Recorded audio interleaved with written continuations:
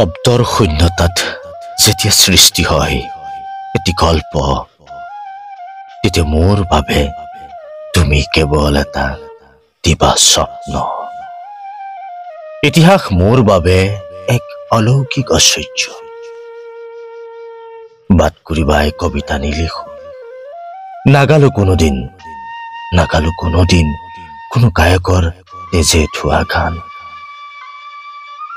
ফাগনৰ কাতৰ অনুৰোধত উদকাই দিছো তুমি বিচাৰি থকা অন্য এটি স্থান, যাৰ অনুসন্ধানত তুমি বিচাৰি পাবা অন্য এটা নাম, ছদ্মনাম। কবি এনৰিক্স সঞ্জীৱ ৰাজ।